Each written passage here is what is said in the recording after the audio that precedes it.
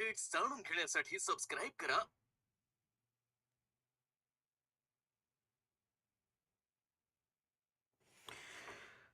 Hello hello, good morning good morning. मेरी आवाज़ आ रही है क्लियर सभी को? प्लीज़ बताओ।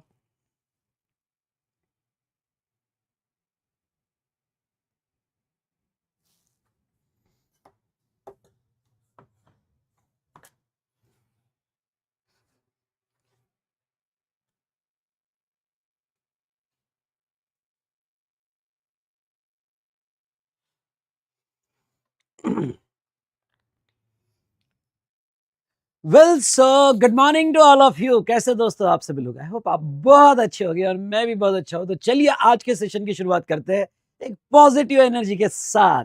एक लंबी सांस लो और कहो जो भी हुआ अच्छा हुआ और जो भी होगा बहुत अच्छा होगा। तो चलिए दोस्तों, यहाँ पे आज एक टॉपिक हम रिवाइज कर लेते हैं और वो टॉपिक है ई वे बिल।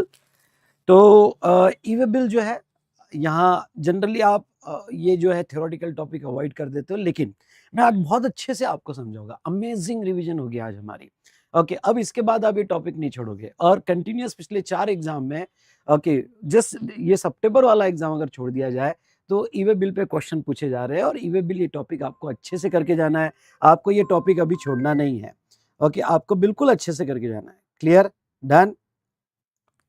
तो चलिए दोस्तों, यहाँ पे यस, फर्स्ट टाइम अगर कोई ये वीडियो देख रहा होगा तो मैं उसको ये कहना चाहूँगा कि डिस्क्रिप्शन ज़रूर देखिएगा, उसमें मैंने प्लेलिस्ट दी हुई है। आपको सारा जो रिवीजन मटेरियल है, मतलब मेरे चार्ट बुक के पीडीएफ कॉपी कहाँ मिलेगी, कैसे मिलेगी, सब डिस्क्रिप्शन में दिया हुआ है। और आपको अगर और क्लैरिटी चाहिए तो आप जो है यहाँ पे डिस्क्रिप्शन में मेरा टेलीग्राम चैनल है, वो टेलीग्राम चैनल को ज्वाइन करना है। उसमें मैं कंटिन्यूअस अपडेट करते रहता हूँ। और दोस्तों मैं आपको ये बता दूँ कि प्लेलिस्ट में पहला सेशन देख लेना। पहले सेशन में मैंने पहले 10 मिनट में बहुत अच्छे से एक्सप्लेन किया हुआ है, ओके, कि आपका जो है यहाँ पे सारा सपोर्ट किस तरह से दिया जाएगा। हाँ, एक बात बता दूं कि हमने बहुत सारे टॉपिक्स रिवीजन में अभी तक खत्म कर दिए हैं। ओके, प्लेलिस्ट में आपको मिल जाएंगे। तो ये आप फर्स्ट टाइम देख रहे होगे तो पहले वाले टॉपिक भी देख लेना, बहुत अच्छे से रिवीजन किए भाई साहब हमने अभी। ओके, जो सप्लाई, आरसीएम वगैरह ये भी टॉपिक बहुत अच्छे से कवर कर लिए हैं। तो आपने रिवीजन जरूर देख लेना। तो चलिए सर, ओके, यहाँ पे ईवे बिल जो है, ईवे बिल के डिस्कशन हम कर लेते हैं। स्टार्ट करें? Are you ready?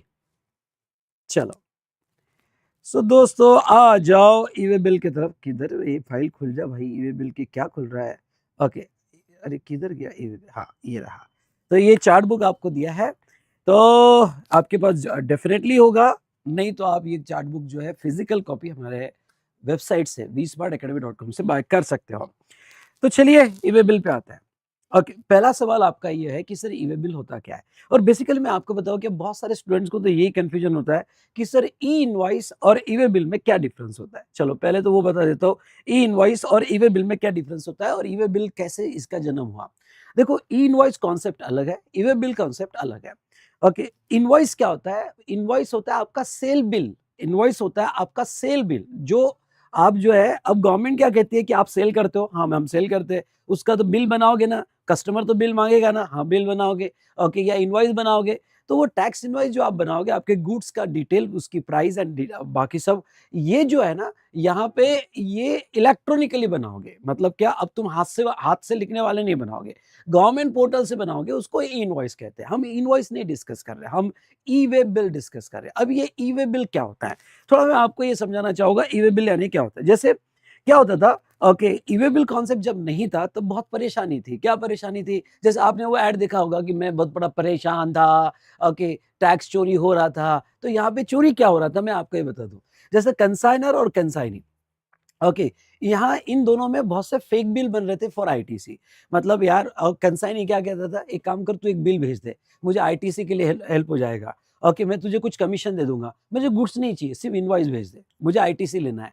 तो इन दोनों में डील होती थी, स्कैम होता था, कमीशन सेट किए जाते थे और जस्ट इनवॉइस भेज दिया जाता था, जीएसटीआर 1 में अपडेट करके 2B में इसको मिल जाता था, क्रेडिट भी ले लेते थे और एक्चुअल गुड्स की फिजिकल मूवमेंट होती नहीं थी। ओके, आज भी ये ऐसे सर्विसेज में होता है, पर गुड्स की कोई फिजिकल मूवमेंट होती नहीं थी। फिर गवर्नमेंट ने सोचा कि क्या करना है यार, ये फिजिकल मूवमेंट को कैसे ट्रैक करना, और ये फिजिकल मूवमेंट हुई कि नहीं हुई गुड्स की, ओके, ये कैसे, इसके लिए कोई सिस्टम लाना पड़ेगा। तो यस, इसके लिए गवर्नमेंट ने सिस्टम लाया e way bill. E way bill it's not a invoice, e way bill is to control your physical movement of the goods. It's track, e way bill is to track the physical movement of goods which shows the authentication of transaction and validity of the transaction, कि भाई transaction authenticate हुआ है, goods जो move हुआ है, महाराष्ट्र से MP move हुआ है, ओके, और फिजिकली गया है, ओके, तो ये इस पर कंट्रोल किया जाएगा। तो ये ई-वे बिल का एक ऑब्जेक्ट था। दूसरा क्या होता था, पहले फिजिकल चेक कैसे होते थे, चेक पॉइंट्स होते थे स्टेट पर, स्टेट के चेक पॉइंट्स पे रुकाया जाता था ट्रक को, फिर चेक किया जाता था, उसकी फिजिकल मूवमेंट ट्रैक होती थी। लेकिन ई-वे बिल में अब कोई चेक पॉइंट्स वगैरह नहीं है, अब लोगों को परेशानी नहीं है, सारे ओके चेक पॉइंट्स जो है, नाका जो जिसको हम नाका कहते हैं, सब हटा दिए गए। ओके, तो अब क्या है कि पहले आप इंफॉर्मेशन दे दो गवर्नमेंट को कॉमन पोर्टल पे, ई-वे बिल पोर्टल पे, कि मैं ये गुड्स मूव कर रहा हूँ। जैसे आप गुड्स मूव कर रहे हो, गवर्नमेंट के पास डेटा है, अगर किसी ऑफिसर को चेक करना रहा तो वो चेक करने आ जाएगा। ओ भाई साहब, समझा क्या? समझाओगे तो फटाफट वन टाइप करो। तो e-way bill is different, okay, और ई इनवॉइस इज डिफरेंट। पर आप क्या है, आप तो छोटे बच्चे हो, bill invoice, bill bill bill invoice ऐसे मैच कर लोगे। अरे नालायक दूंगा खींच के, ऐसे नहीं करना। ई-वे बिल अलग। ई-वे बिल ये जो है, यहाँ पे जब रास्ते में तुम्हारा ट्रक होगा, तो ऑफिसर जो है, तुमने जो ई-वे बिल में इंफॉर्मेशन दी, उसके डॉक्यूमेंटेशन चेक करेगा, वैलिडिटी चेक करेगा, क्योंकि आपने डेटा ऑलरेडी गवर्नमेंट को दिया है कि देखो भाई ये गुड्स की मैं मूवमेंट कर रहा हूँ। ओके, तो ऐसे सिचुएशन में ई-वे बिल आया। ई-वे बिल का मतलब क्या होता है? ई मतलब इलेक्ट्रॉनिक, वे मतलब रास्ता, बिल मतलब डॉक्यूमेंट। ओए, रास्तों का डॉक्यूमेंट, ए सुन मेरे भाई, रास्तों का डॉक्यूमेंट उसको कहा जाता है ई-वे बिल। ओके, समझे क्या? ओके, समझोगे तो बोलो yes sir, done done done done. अब देखो, what is e-way bill? What is e-way bill? E way bill is a compliance mechanism. अब ये कि कंप्लायंस मैकेनिज्म होता है कि भाई आप कोई भी गुड्स का मूवमेंट कर रहे हो, ट्रक से, रेलवे से, एयर से, मतलब कोई भी कन्वेंस से कर रहे हो, तो ओके, बैलगाड़ी छोड़ के, बैलगाड़ी एग्जाम दिया गया है, ओके, तो मूवमेंट कर रहे हो तो गवर्नमेंट को डेटा दे दो पहले कि भाई ये गुड्स का हम मूवमेंट कर रहे हैं, ओके, ये गुड्स यहाँ लेके जा रहे हैं, हम डेटा आपको दे रहे हैं, आपके ऑफिसर को कभी भी चेक करना रहा ना, तो वो हम डेटा दे रहे हैं, चेक कर लेना, हम ऑनेस्ट है, ओके, यहाँ, और हम यहाँ पे गुड्स को मूव कर रहे हैं। ओके, अब भाई साहब ये सेशन अमेजिंग रहने वाला है, पहले लाइक कर दे भाई। ओके, तू ऑफलाइन मोड में देख रहा होगा तो भी लाइक कर दे, कमेंट कर देना भाई साहब, तूने कमेंट करेगा, ओके, ये चैप्टर बहुत अच्छे समझ जाएगा, देख तेरे को इस बार 40 बार, ठीक है। तो यहाँ पे, तो ये क्या है कि ये जो है आपको डिजिटली, एक डिजिटल इंटरफेरेंस होता है। ओके, ई-वे बिल जो है एक डिजिटल इंटरफेरेंस होता है। अरे क्या हो गया? और वो डिजिटल इंटरफेरेंस नहीं, डिजिटल इंटरफेस होता है, और इंफॉर्मेशन गवर्नमेंट को ऑनलाइन दी जाती है। ये फॉर्म होता है EWB01। तो चलो मैं चार्ट पे आ जाता हूँ। ओके, तो ऐसे सिचुएशन में देखो यहाँ पे, what is e-way bill? E way bill मैंने दे दिया, थोड़ा इसको पढ़ लेते हैं। ऐसा बेसिक क्वेश्चन तो मुश्किल लगता है मुझे आएगा, लेकिन ये डिजिटल इंटरफेरेंस है। ओके, ये पर्सन किसको बनाना पड़ेगा? Person causing the movement of goods, और जो गुड्स की मूवमेंट कर रहा है। अब ये जरूरी नहीं कि ई-वे बिल सप्लायर को ही बनाना है। ये सुनना मेरे भाई, ये कोई जरूरी नहीं कि ई-वे बिल सप्लायर कुछ बनाना पड़ेगा भाई। ओके, ई-वे बिल जो है रिसिपिएंट को बनाना पड़ेगा, ट्रांसपोर्टर को बनाना, ऐसा कुछ नहीं। ओके, सिंपल वर्ड क्या दिया है? A person who causing the movement of goods, जो गुड्स की मूवमेंट कर रहा है। ओके, मूवमेंट का डॉक्यूमेंट है भाई। ओके, तो ये जो गुड्स की मूवमेंट कर रहा है वो ई-वे बिल बनाएगा। ए समझा क्या? Okay, now upload the relevant information prior to commencement of movement of goods. हाँ, पर गवर्नमेंट क्या कहती है? ई-वे बिल ना, ओके, मूवमेंट करने पहले, स्टार्ट होने के पहले हमको इन्फॉर्मेशन देना। अगर तुमने ई-वे बिल नहीं दिया और तुम्हारी गुड्स की मूवमेंट स्टार्ट होगी, ट्रक चला गया और हमने ट्रक को पकड़ लिया, तो पहले पूछेंगे, ए भाई, ओके, ट्रक पकड़ा गया, ओके, तो भाई ई-वे बिल कहाँ है? ओके, ई-वे बिल कहाँ है? हम तो पूछेंगे ना। ओके, तो ऐसे सिचुएशन में जब हम पूछेंगे तो ई-वे बिल नहीं होगा तो पूरा पूरा कॉन्फ्यूज कर लेंगे, पेनल्टी डाल देंगे तेरे पर। ओके, ई-वे बिल होना चाहिए, पहले ही डेटा गवर्नमेंट के पास होना चाहिए कि कौन सा गुड्स मूवमेंट हो रहा है। ओके, ये समझा क्या? चलो गुड। उसके बाद में यहाँ पे, okay, generate e-way bill on GST portal, और फॉर्म होता है EWB01। फॉर्म कौन सा होता है? एक जोर से, ओके, बड़े अक्षर में लिखो, फॉर्म होता है EWB01। मतलब क्या? E-way bill 01। ओके, इस फॉर्म में आपको इंफॉर्मेशन देनी पड़ती है। रिलेवेंस क्या है? Hassle free movement. भाई तुमने डेटा दे दिया, अब आपके ट्रक को, ओके, हर स्टेट में, हर सिटी में नहीं रोका जाएगा। जहां डाउट होगा ऑफिसर को वो रोकेगा। पर ओके, पहले क्या होता था? हर सिटी का नाका आया रुको, हर स्टेट का नाका आया रुको, ओके, फिर बताओ, ओके, तो गंगा जल मूवी देखी होगी पुरानी, बहुत अच्छी है, बड़े बढ़िया मूवी है, देख लेना। तो वहाँ भाई रोको, फिर चेक करवाओ, फिर परेशानी होती थी, हैसल फ्री हो गया, मूवमेंट इजीली ट्रैक हो जाती है। आजकल तो क्या है, वो जैसे तुमने ई वे बिल दिया उसकी मूवमेंट ट्रैक हो जाएगी। ओके, कहाँ है आपका ट्रक, कहाँ कन्वेंस है, ये पूरा ट्रैक हो जाएगा। उसके बाद में next, control the tax evasion and boundary check post खत्म कर दिए गए। ये ई वे बिल के फायदे हुए। चलो sir, okay, clear, okay, now crystal clear. E way bill अलग होता है, ई इनवॉइस अलग होता है। ई इनवॉइस मतलब तो आपका सेल डॉक्यूमेंट है, ई वे बिल गुड्स के मूवमेंट का डॉक्यूमेंट है। ओके, चलो सर ये बताओ, who and when e way bill is required to be generate. E way bill बनाएगा कौन? ओके, बनाएगा कौन? Simple, who causing the movement of goods. लेकिन प्राइमरीली वो क्या कहते हैं, प्राइमरीली कहते हैं कि आप रजिस्टर्ड पर्सन, सुनो मेरी बात, ओके, रजिस्टर्ड पर्सन में भी सप्लायर बना सकता है, रिसिपिएंट बना सकता है। तो रजिस्टर प्राइमरीली सप्लायर ई वे बिल बनाएगा या रिसिपिएंट बनाएगा, who causes the movement of goods. चलो सर, एग्जाम में कैसे लिखना, आपने एग्जाम में भी ऐसे लिखना, एवरी रजिस्टर्ड पर्सन ब्रैकेट में सप्लायर और recipient who causes the movement of goods. अगर सप्लायर गुड्स की मूवमेंट क्रिएट कर रहा है तो सप्लायर ई वे बिल बनाएगा, रिसिपिएंट गुड्स की मूवमेंट क्रिएट कर रहा है तो रिसिपिएंट ई वे बिल बनाएगा। और हाँ, ओके, हम ट्रांसपोर्टर को भी असाइन कर सकते हैं भैया। क्या सप्लायर ट्रांसपोर्टर का असाइन कर सकता है ई वे बिल बनाने के लिए? कर सकता है कि भाई ट्रांसपोर्टर 2 बना ले मेरे बिहाफ पे ई वे बिल।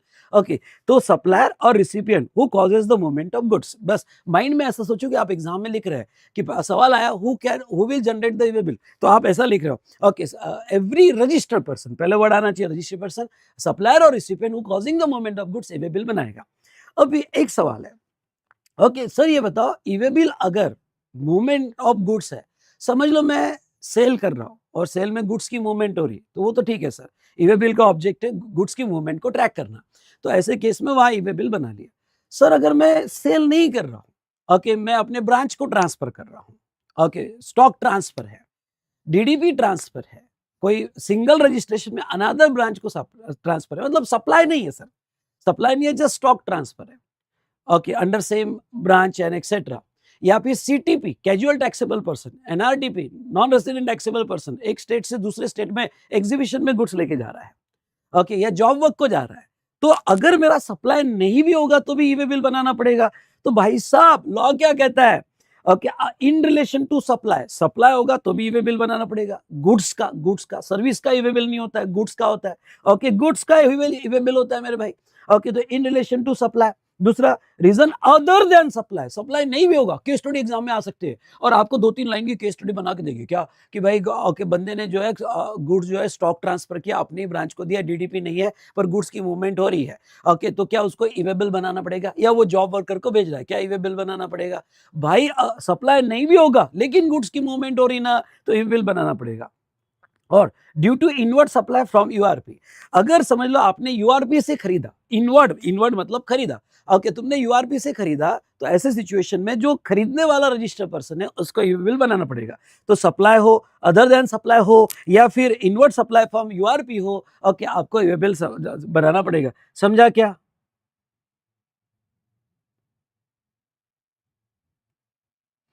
ओके, ये आपको समझा क्या?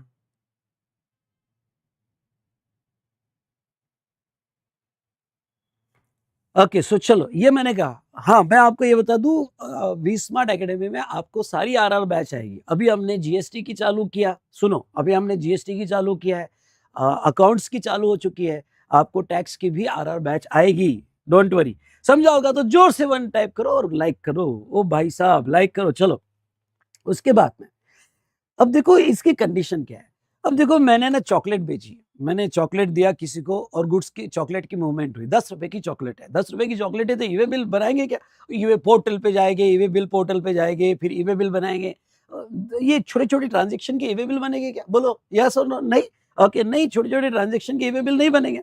तो ऐसे सिचुएशन में यहाँ पे ओके, गवर्नमेंट ने एक लिमिट रखी ई वे बिल की, और क्या वो कहती है देखो, अगर आपकी कंसाइनमेंट वैल्यू, ए सुन मेरे भाई, अगर आपकी कंसाइनमेंट वैल्यू एक्सीड्स 50,000, ये बहुत इंपॉर्टेंट है, अगर आपकी कंसाइनमेंट वैल्यू एक्सीड्स 50,000 होगा, ओके, तो आपको ई वे बिल बनाना पड़ेगा। ओके, तो मैंडेटरी बनाना पड़ेगा।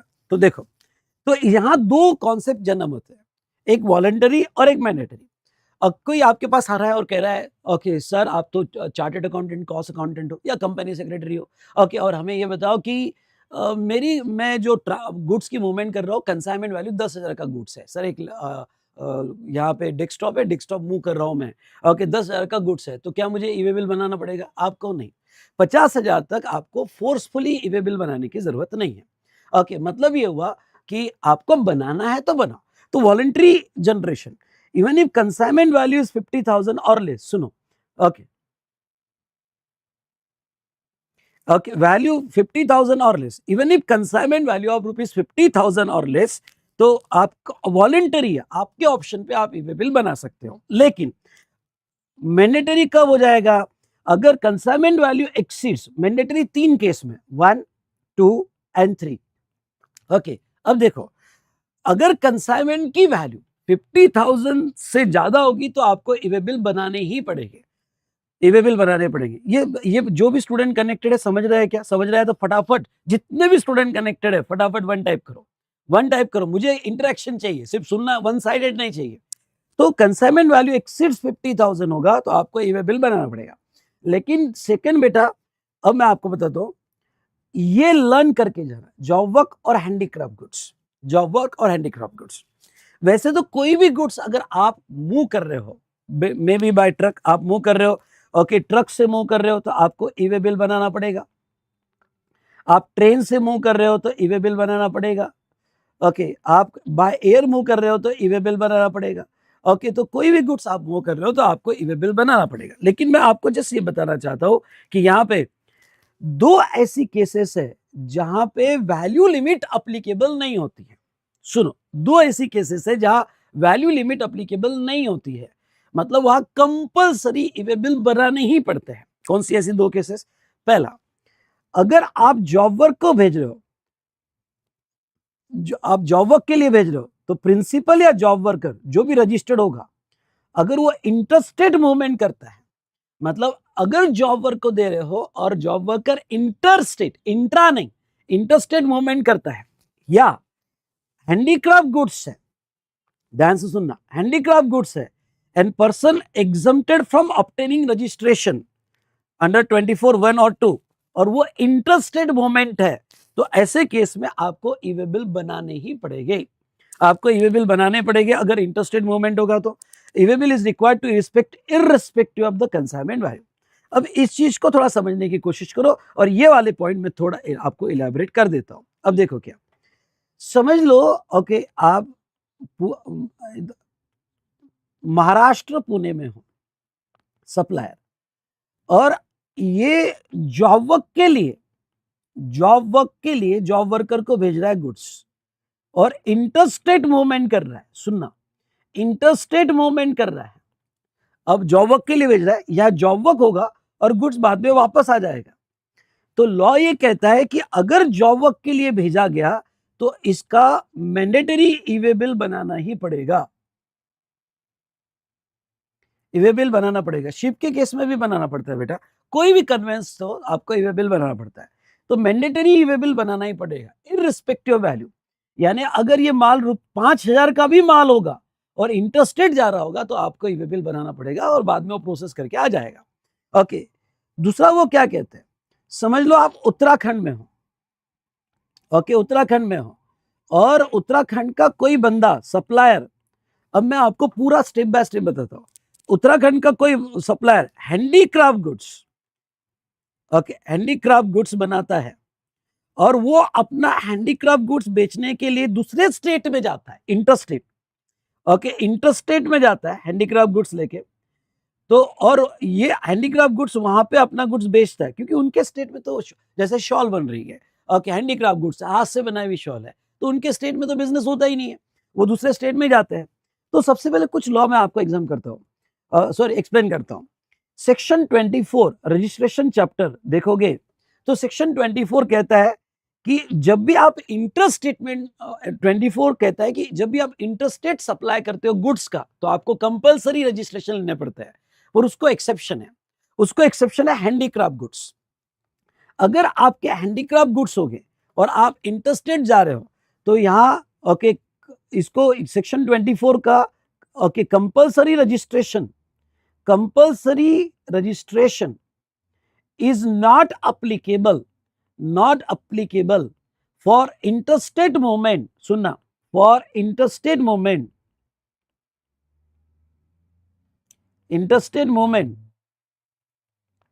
Movement of handicraft goods, of handicraft goods. तो यहां पे कंपल्सरी रजिस्ट्रेशन की जरूरत नहीं है। मतलब क्या, ओके, इनको इवन दो इंटरस्टेट होगा, थ्रेशोल्ड मिल जाएगा, इनको थ्रेशोल्ड मिल जाएगा, क्योंकि गवर्नमेंट इनके बेनिफिट के लिए कि जाओ यार अदर स्टेट में बेचो, आपको जो थ्रेशोल्ड है, कौन सा थ्रेशोल्ड, 20 लाख का, ओके, या 10 लाख का, या फिर 40 लाख का, जो भी थ्रेशोल्ड होगा, इनको थ्रेशोल्ड के बाद ही रजिस्ट्रेशन लेना पड़ेगा। अब गवर्नमेंट क्या कहती है कि ठीक है, आपको अगर रजिस्ट्रेशन थ्रेशोल्ड पर दिया है, तो मतलब क्या, मतलब ये हैंडीक्राफ्ट गुड्स को, ओके, जहां तक देखा जाए थ्रेशोल्ड तक रजिस्ट्रेशन लेने की जरूरत नहीं है, यानी एग्जम्प्टेड फ्रॉम रजिस्ट्रेशन। अगर मैं कहूं तो exempted from registration till threshold, till threshold, आपका जो थ्रेशोल्ड रहेगा तब तक आपको एग्जम्पशन मिल जाएगा, थ्रेशोल्ड के बाद ही आपको रजिस्ट्रेशन करवाना पड़ेगा। तो ऐसे केस में ठीक है, आप रजिस्ट्रेशन मत करवा, लेकिन आपको जब आप इंटरस्टेट मूवमेंट कर रहे हो तो आपको पैन देना पड़ता है, permanent account number, plus compulsory E way bill बनाना पड़ता है, कंपल्सरी ईवे बिल बनाना पड़ता है। मतलब एटलीस्ट ईवे बिल तो बताओ, गुड्स के मूवमेंट तो बताओ। ठीक है, आप रजिस्ट्रेशन मत लो यार इंटरस्टेट के केस में, पर यार इतना ईवे बिल का मूवमेंट तो बताओ। ए भाई, समझा होगा तो जोर से मेरे साथ कम्युनिकेट कर और 2 टाइप कर, ओके, मुझे समझेगा कि तेरे तक पहुंच गया। तो इन शॉर्ट हैंडीक्राफ्ट गुड्स होगा और वो इंटरस्टेट मूवमेंट कर रहा होगा, तो वो सिचुएशन में इनको थ्रेशोल्ड तक रजिस्ट्रेशन करवाने की जरूरत नहीं है, पर 2 कंडीशन है, इन्होंने पैन सबमिट करना चाहिए और ईवे बिल बनाना चाहिए मूवमेंट का। ओके, यस, यहाँ यूके मतलब उत्तराखंड नालायक ओके, उत्तराखंड से जा रहा है हैंडीक्राफ्ट गुड्स। तो आ जाइए। सो दोस्तों, यहां पे मैंने ये वाला पॉइंट बताया कि 2 केस में irrespective of the value, value कुछ भी हो, 10 रुपए हो, ओके, या वॉट एवर इट में भी, जॉब वर्क इंटरस्टेट मूवमेंट हो रहा है या हैंडीक्राफ्ट गुड्स का इंटरस्टेट मूवमेंट हो रहा है, जो एग्जम्प्टेड फ्रॉम रजिस्ट्रेशन है टिल थ्रेशोल्ड, ओके, उनको ईवे बिल बनाना पड़ेगा। तो भाई मैं आपको एक सवाल पूछना चाहता हूँ कि मैंडेटरी ईवे बिल कब बनाने पड़ते हैं? ओके, बताओ, मैंडेटरी ईवे बिल कब बनाने पड़ते हैं? तो 3 केस में। ओके, नॉर्मली जब किसी भी गुड्स की वैल्यू 50,000 से ज्यादा होगी तो ईवे बिल बनाना पड़ेगा, और 2 जॉब वर्क और हैंडीक्राफ्ट गुड्स। चलिए, तो यहाँ पे ईवे बिल जो बनाएगा, every registered person causing the movement of goods, okay, यहाँ ईवे बिल बनाएगा। लेकिन अब बहुत सी बार क्या हो जाता है, देखो, जैसे अमेजोन है, अमेजोन के वेयर हाउस है, अब ओके, अमेजोन प्राइम में आप ईसीओ के थ्रू माल बेच रहे हो। अब अमेजोन प्राइम के लिए क्या करना पड़ता है पता है क्या? अब मेरा एक क्लाइंट था अमेजोन प्राइम में, उसने अपने कुछ क्वांटिटी अमेजोन वेयर हाउस में रख दिया, सो दैट फास्ट डिलीवरी होनी चाहिए। अब उसने अपनी क्वांटिटी अमेजोन के वेयर हाउस में रख दिया। अब अमेजोन को ऑर्डर आई तो डायरेक्ट अमेजोन डिस्पैच करता है। अब यहाँ ईवे बिल जो है वो तो सप्लायर बना ही नहीं पाएगा, क्योंकि डायरेक्ट अमेजोन डिस्पैच कर देगा। तो ऐसे केस में एक फॉर्म आता है, आप अमेजोन को ईसीओ मतलब इलेक्ट्रॉनिक कॉमर्स ऑपरेटर, इनको ऑथराइज कर दो कि भाई तू ईवे बिल बना ले, ओके, और तू ईवे बिल बना के आगे तू सप्लाई कर दे, ओके, जिसका पेमेंट मेरे को आ जाएगा। तो बहुत सी बार आप ईसीओ को, कुरियर एजेंसी को या ट्रांसपोर्टर को, सुनो, ईसीओ, कुरियर एजेंसी या ट्रांसपोर्टर को ऑथराइज कर सकते हो कि भाई वो ईवे बिल जो है वो आपके बिहाफ पे बना सकता है। तो एक 2 मार्क का क्वेश्चन आ सकता है। क्या 2 मार्क का क्वेश्चन आ सकता है? Can register person causing the movement of goods क्या ऑथराइज ईसीओ कुरियर एजेंसी या transporter to complete e way bill? Yes, वो ऑथराइज कर सकता है।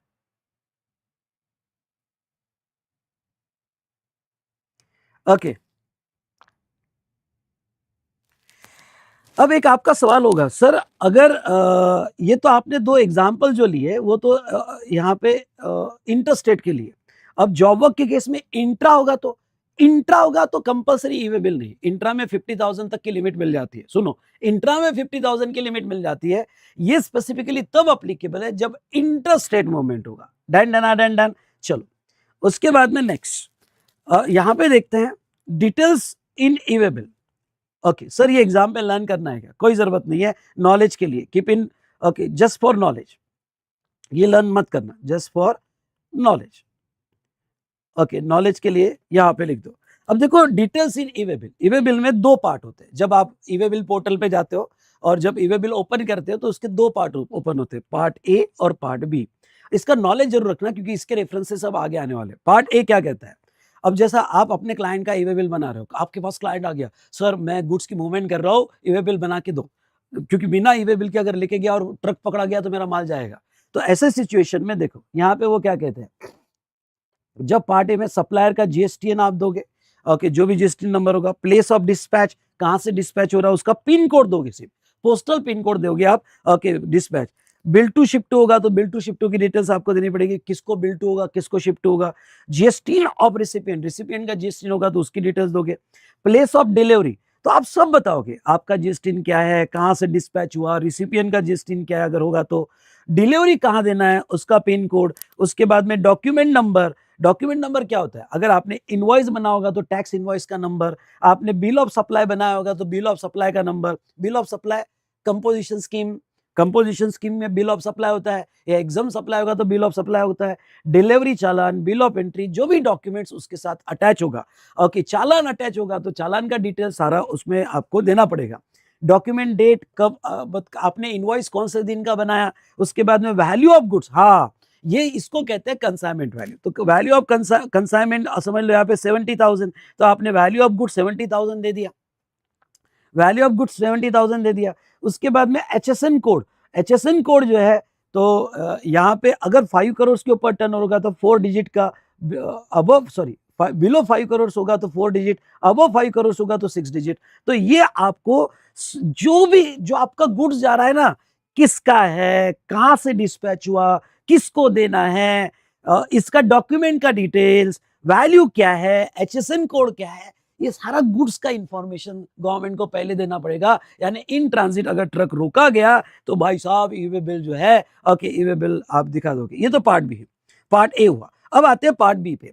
पार्ट बी में आपको व्हीकल नंबर फॉर रोड, अगर आप रोड से लेके जा रहे हो, मेरी बात सुनना, अगर आप रोड से लेके जा रहे हो तो भाई वो ट्रक का नंबर या ट्रैक्टर का नंबर, ट्रैक्टर से लेके जा रहे हो या कार से लेके जा रहे हो तो कार का व्हीकल नंबर, जो भी कन्वेंस से आप लेके जा रहे हो, ऑटो से लेके जा रहे हो तो ऑटो का व्हीकल नंबर, ऑटो कैरेज से लेके जा रहे हो तो उसका व्हीकल नंबर, ओके, जो भी कन्वेंस से लेके जा रहे हो मूवमेंट, ओके, उसका व्हीकल नंबर बाय रोड देना पड़ेगा। लेकिन मैं आपको ये बता दूं, अगर रेल से जा रहा है, वेसल से जा रहा है, यानी शिप से और एयरक्राफ्ट से जा रहा है, तो वो केस में आपको नंबर देने की जरूरत नहीं। उन्होंने स्पेसिफिकली कहा कि ये बाय रोड होगा तो ही दो, ओके, रेल ट्रेन नंबर वगैरह देने की आपको कोई जरूरत नहीं है, ओके, मालगाड़ी नंबर देने की कोई जरूरत नहीं है, एयरक्राफ्ट से जा रहा है तो कोई नंबर देने की जरूरत नहीं है। और सेकंड, ये तो आपने दे दिया पार्ट बी में। नेक्स्ट, ट्रांसपोर्ट डॉक्यूमेंट नंबर, आपका जो भी ट्रांसपोर्ट डॉक्यूमेंट नंबर होगा, defence vehicle number, temporary vehicle registration number, जो भी आपको,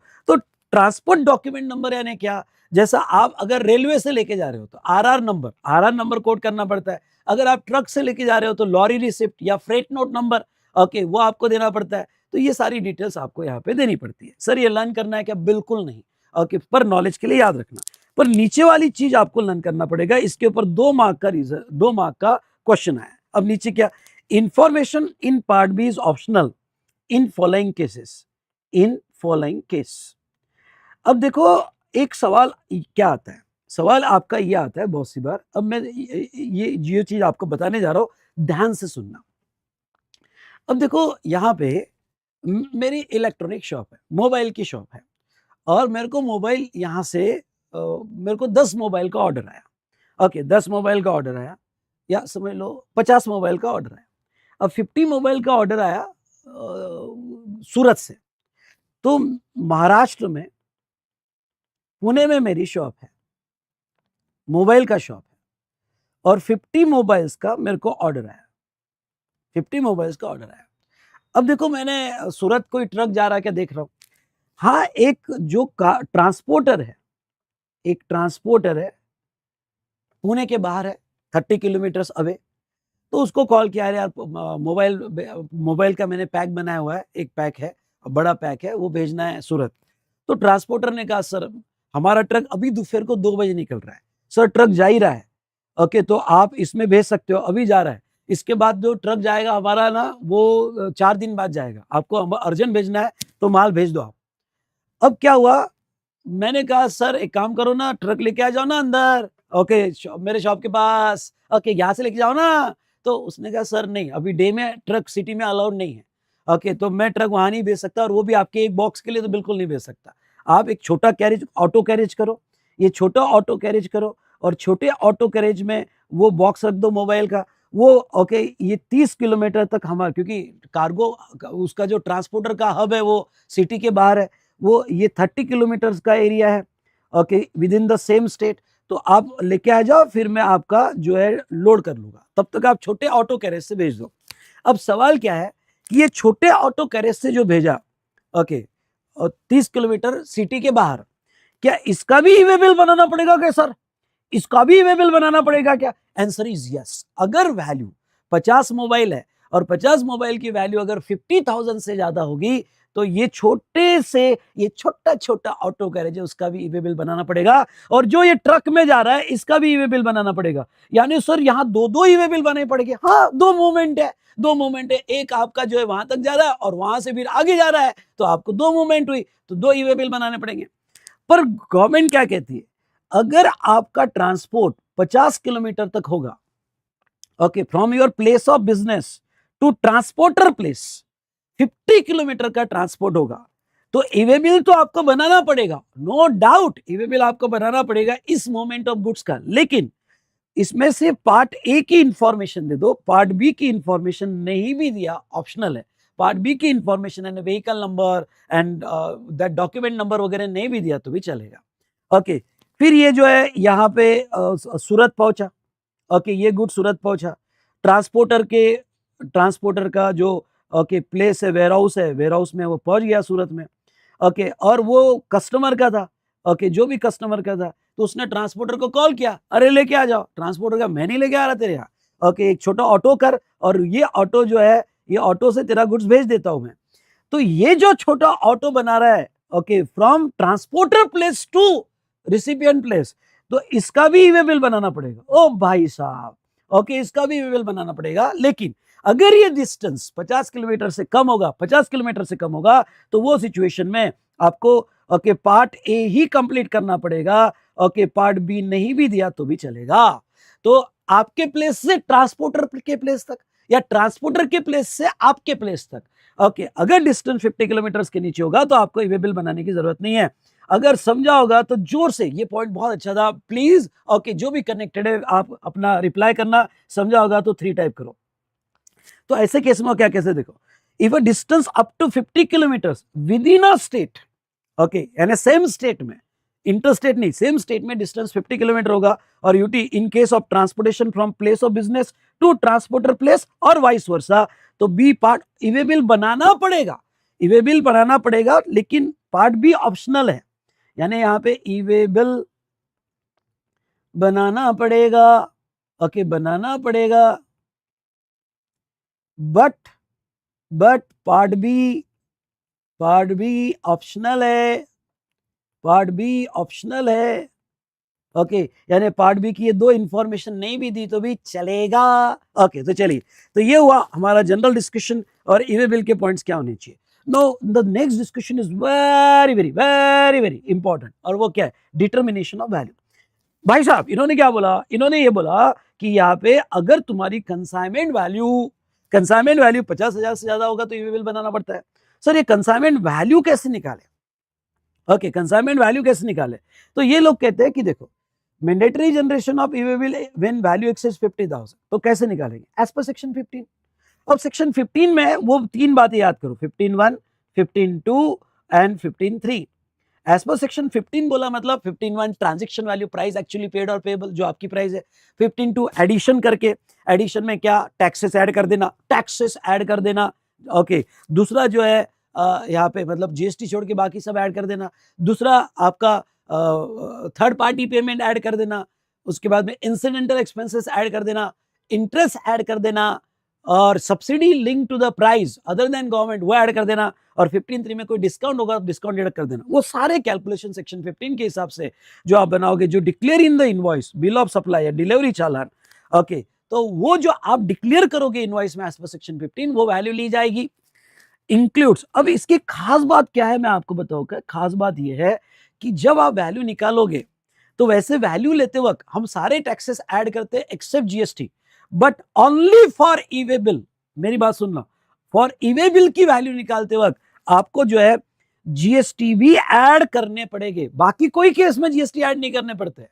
एक्साइज ऐड होता है, वैट ऐड होता है, ईटी ऐड होता है, बाकी अदर टैक्सेस ऐड होते हैं, पर यहां पे आपको जीएसटी ऐड करके वैल्यू देखनी पड़ेगी। और एक्सक्लूड, क्या एक्सक्लूड करना पड़ेगा? Value of एग्जम supply of goods. हाँ, एग्जम सप्लाई को ईवे बिल नहीं लगता है, समझ लो। एग्जम सप्लाई होगा तो वो एग्जम सप्लाई को छोड़कर आपको वैल्यू देखनी पड़ेगी। लेट्स से एग्जांपल, इसका एग्जांपल लेते हैं। क्या एग्जांपल लेते हैं? समझ लो आपकी जो है आपके दो गुड्स है, गुड्स ए और बी, ठीक है। इनवॉइस वैल्यू दी है, सुनो, इनवॉइस वैल्यू दी है,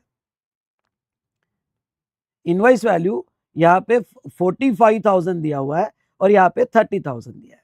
यानी टोटल देखा जाए तो टोटल इनवॉइस, एक इनवॉइस बन रहा है 75,000 का, 75,000 टोटल हुई।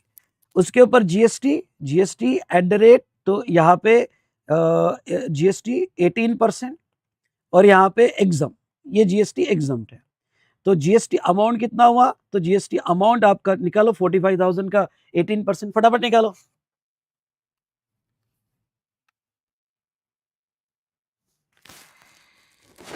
$45,000 इंटू 18% निकालो कितना है? 8,100। प्रोडक्ट बी जो है वो एग्जम्प्ट है, वहां जीएसटी नहीं। तो टोटल आपका कितना आ रहा है? तो ये चलो टोटल 45 यानी 53,100 आपका ये टोटल आया, और ये 30,000 आपका बिल बना। ओके, जो ट्रक में गुड्स जा रहा है, ओके, आपके ट्रक में गुड्स जा रहा है और ट्रक में गुड्स ए और बी दोनों जा रहा है, और दोनों का एक ही इनवॉइस आप बना रहे हो, दोनों का एक ही इनवॉइस आप बना रहे हो, और आपका टोटल जा रहा है यहाँ पे 50 प्लस 83,100, 83,100। कैलकुलेशन इधर हो सकते हैं, कॉन्सेप्ट को समझ लो। अब देखो आपने इनवॉइस बना लिया, टोटल इनवॉइस वैल्यू जो है ए और बी का मिला के 83,100 डाला है। तो ऐसे सिचुएशन में आपको ईवे बिल बनाना पड़ेगा कि नहीं बनाना पड़ेगा? तो वो कहते हैं कि जब आप डिसाइड करोगे कि 50,000 क्रॉस हुआ कि नहीं हुआ, तो सबसे पहले आप एग्जाम का नहीं कंसीडर करोगे। एग्जाम होगा तो उसकी वैल्यू कंसीडर नहीं करोगे। यानी ये 30,000, ओके, ईवे बिल के लिए 30,000 कंसीडर नहीं होगा, एग्जाम एक्सक्लूड होगा, एग्जाम एक्सक्लूड होगा, इसलिए ये कंसीडर नहीं होगा। अब दूसरा सवाल क्या है? दूसरा सवाल है कि फिर जो टैक्सेबल है, टैक्सेबल वैल्यू में अगर मैं इनवॉइस वैल्यू लूं तो 50 से कम है, अगर इनवॉइस वैल्यू लूं तो 50 से कम है, लेकिन टोटल वैल्यू लूं तो 50 से ज्यादा है। तो आप मुझे बताइए, टाइप करके बताओ, टाइप करके कि इनवॉइस वैल्यू लूं या टोटल वैल्यू लूं। ओके, टाइप करके बताओ, इनवॉइस वैल्यू लूं या टोटल वैल्यू लूं, फटाफट बताओ।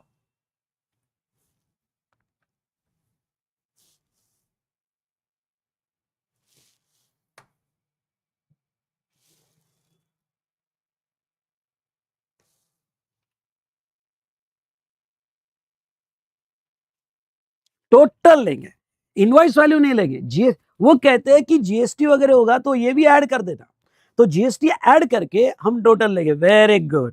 तो ये ध्यान रखना, जब आप ओके ये डिसाइड कर रहे हो कि 50,000 क्रॉस हुआ कि नहीं हुआ, तो टोटल वैल्यू लिया जाएगा, एग्जाम को छोड़ के लिया जाएगा ना।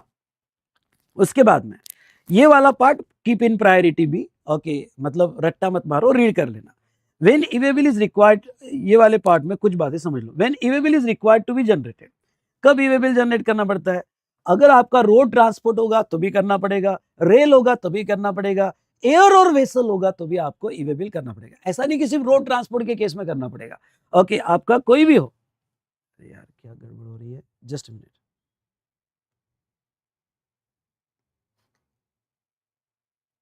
हाँ, आपका कोई भी ट्रांसपोर्ट हो, ओके, आपको ईवे बिल बनाना पड़ेगा। अब देखो, अगर आपका रोड ट्रांसपोर्ट होगा तो e way bill to be generated before movement of goods. अब मैं आपको ये बता दूं कि अगर रोड ट्रांसपोर्ट होगा तो ओके, गुड्स की मूवमेंट स्टार्ट होने के पहले आपको ईवे बिल बनाना पड़ेगा, गुड्स की मूवमेंट स्टार्ट होने के पहले ईवे बिल बनाना पड़ेगा। अब देखो, रेल होगा और एयर वेसल होगा, रेल और एयर वेसल होगा, तो इसमें इन्होंने एक ऑप्शन दिया है। क्या? अगर आप गुड्स रेलवे से ट्रांसपोर्ट कर रहे हो या एयर वेसल से ट्रांसपोर्ट कर रहे हो, तो जो पार्ट बी की इंफॉर्मेशन है वो आफ्टर कमेंसमेंट भी अगर आपने बनाई, but before delivery, before delivery तो भी चलेगा। एक बात सुनो, अगर रोड से ट्रांसपोर्ट कर रहे हो तो आपका e-way bill with part A और पार्ट बी दोनों पार्ट से कंप्लीट होना चाहिए। दोनों पार्ट से कंप्लीट होना चाहिए ई वे बिल। ओके, जब दोनों पार्ट कंप्लीट हो जाएंगे तो ही आप मूव कर सकते हो बाय रोड। लेकिन रेलवे और वेसल में केस में आपको ई वे बिल बनाना पड़ेगा, पर पार्ट ए आपने कंप्लीट कर दिया और पार्ट बी रेलवे की मूवमेंट स्टार्ट करने के बाद या एयर वेसल की मूवमेंट स्टार्ट करने के बाद भी कंप्लीट किया तो भी चलेगा, बट बिफोर डिलीवरी। अगर बाय रोड आपका गुड्स जा रहा है, अगर बाय रोड आपका गुड्स जा रहा है, अब रोड ट्रांसपोर्ट करते वक्त हो सकता है आपका सेल्फ ट्रांसपोर्टेशन हो या थर्ड पार्टी ट्रांसपोर्टर के थ्रू, मतलब आप गुड्स लेके जा रहे हो और हो सकता है अपनी कार में लेके जा रहे हो, ओन व्हीकल में लेके जा रहे हो, अपने ही ट्रक में लेके जा रहे हो, किसी ट्रांसपोर्टर को अपॉइंट नहीं किया, अपने ही ट्रक में लेके जा रहे हो, या हायर कर आपने ट्रक हायर करके या पब्लिक कन्वेंस बस में लेके जा रहे हो। आप रोड से अपने व्हीकल में लेके जाओ, हायर करके लेके जाओ, बस में लेके जाओ या ट्रांसपोर्टर के थ्रू लेके जाओ, ई वे बिल तो बनाने पड़ेंगे ही। खुद के कार में लेके गया तो भी ई वे बिल बनाना पड़ते हैं लीगली, वो बात अलग है, लोग नहीं बनाते हैं, पर लीगली बनाने पड़ते हैं। और आप अपने ओन कन्वेंस में लेके जा रहे हो तो पार्ट ए और पार्ट बी दोनों की इंफॉर्मेशन आपको कंप्लीट करनी पड़ेगी, रजिस्टर पर्सन को कंप्लीट करनी पड़ेगी। और अगर आप ट्रांसपोर्टर को असाइन कर रहे हो तो ट्रांसपोर्टर को असाइन कर रहे हो तो भी ई वे बिल बनाना पड़ेगा। ओके, पार्ट ए की इंफॉर्मेशन रजिस्टर पर्सन और पार्ट बी की इंफॉर्मेशन आप ट्रांसपोर्टर को असाइन कर सकते हो। ओके, असाइन कर सकते हो, आप भी कंप्लीट कर सकते हो और ट्रांसपोर्टर को असाइन कर सकते हो। बाकी ये कोई इतना इंपॉर्टेंट नहीं, पढ़ने की जरूरत नहीं, बस ये था। ओके, इसमें सर क्या टेक अवे क्या है एग्जाम के लिए? एग्जाम के लिए टेक अवे बस इतना ही है कि रोड के केस में दोनों पार्ट कंप्लीट होने के बाद ही मूवमेंट कर सकते हो। रेल और एयर के केस में पार्ट बी मूवमेंट स्टार्ट होने के बाद भी कंप्लीट किया तो भी चलेगा। ओके, तो ये था regarding to E way bill. Now next आ जाओ, very important concept and that is validity of E way bill. Okay, validity of E way bill. देखो अब आप ये सोच रहे होगे कि भाई ई वे बिल जो बना लिया दे दिया ई वे बिल, अब रिलैक्स चलेगा 100 साल तक एक ई वे बिल चलेगा। गवर्नमेंट बेवकूफ है क्या? गवर्नमेंट कहती है ई वे बिल बना है, हम ई वे बिल क्यों बना रहे हैं? क्योंकि गुड्स की मूवमेंट ट्रैक होनी चाहिए। अब समझ लो आपने ई वे बिल बना दिया और ई वे बिल बनाने के बाद 2 दिन हुए गुड्स पहुंचा ही नहीं, 3 दिन हुए पहुंचा ही नहीं, 10 दिन हो गए, 1 साल हो गया, और जब आपको पूछा जा रहा है अरे गुड्स किधर है, ओके गुड्स किधर है, अरे जा रहा है ट्रक धीरे धीरे होले होले जा रहा है, गवर्नमेंट कहता है धुआं खींच के। ओके, जब ई वे बिल बनाने हो तो उसकी वैलिडिटी रहेगी और उतने टाइम पीरियड में आपको गुड्स पहुंचाना पड़ेगा। अब मेरे क्लाइंट की केस में बताता हूँ। ओके, उसको 3 दिन की वैलिडिटी मिली ई वे बिल की। अब 3 दिन में उसको गुड्स पहुंचाना था। अब कुछ रीजन की वजह से ओके ट्रक 3 दिन में पहुंचा नहीं और 3 दिन खत्म हो गए और बाद में उसका ट्रक रास्ते में पकड़ा गया। जब रास्ते में पकड़ा गया तो जीएसटी ऑफिसर ने बोला ई वे बिल बताओ।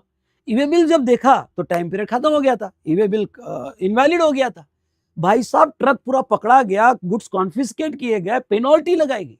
यानी इतने टाइम पीरियड में आपको गुड्स पहुंचाना ही पड़ेगा जितनी आपको वैलिडिटी दी है। इस वैलिडिटी पीरियड में गुड्स पहुंचाना ही पड़ेगा, नहीं तो कॉन्सिक्वेंसेज आ जाएंगे। सर ये तो जबरदस्ती है। हाँ जबरदस्ती है। दूसरी बात, आपको नो डाउट इमरजेंसी में, जैसे भाई ट्रक एक्सीडेंट हो गया, बारिश बहुत आ रही है, वेदर है, इमरजेंसी में आप एक्सटेंशन ले सकते हो। एक्सटेंशन का प्रोसीजर है, पोर्टल पे जाना पड़ता है, इमरजेंसी बताना पड़ता है, तब जाके आपको एक्सटेंशन भी मिलता है। लेकिन अगर एक्सटेंशन नहीं मिला और ई वे बिल की वैलिडिटी खत्म हो गई ना, तो भाई पूरी बारात आ जाएगी, ये बात का ध्यान रखना। तो कितनी वैलिडिटी दी है? Other than over dimensional cargo हो गए, मतलब normal cargo. Other than over dimensional मतलब नॉर्मल कार्गो। आपके नॉर्मल कार्गो हो गए, ओवर डायमेंशनल नहीं, बड़े बड़े कार्गो नहीं। वो देखते हो ना, बड़ा ट्रक होता है, बड़े बड़े कंटेनर होते हैं, बड़े बड़े पाइप्स होते हैं और ट्रक ऐसा धीरे धीरे होल्ले होल्ले होल्ले होल्ले चलता है। ओके, वो नहीं। ओके, तो यहाँ पे नॉर्मल कार्गो हो गए। तो हर 200 किलोमीटर के लिए 1 डे दिया है। अब ये किलोमीटर कैसे पता चलते हैं? देखो, ये किलोमीटर गवर्नमेंट आइडेंटिफाई करती है पिन से। ओके, क्योंकि प्लेस ऑफ डिस्पैच का आपने पिन कोड दिया हुआ है और प्लेस ऑफ डिलीवरी का पिन कोड दिया है, इससे वो एक रफली एस्टिमेट करती है कि किलोमीटर कितना होगा। तो वो अगर 200 किलोमीटर के अंदर होगा तो आपको, या 200 किलोमीटर तक 1 दिन की वैलिडिटी मिलती है, यानी आपको 1 दिन में 200 किलोमीटर गुड्स पहुंचाना ही है। And for every additional 200 kilometres और पार्ट, सुनना, फॉर एवरी एडिशनल 200 किलोमीटर्स और पार्ट 1 एडिशनल 1 डे आपको मिल जाता है। सर थोड़ा ये समझाओ ना कैसा है। चलो ये समझा देता हूं आपको, किस तरह से। अब देखो वो कहते क्या है यहाँ पे,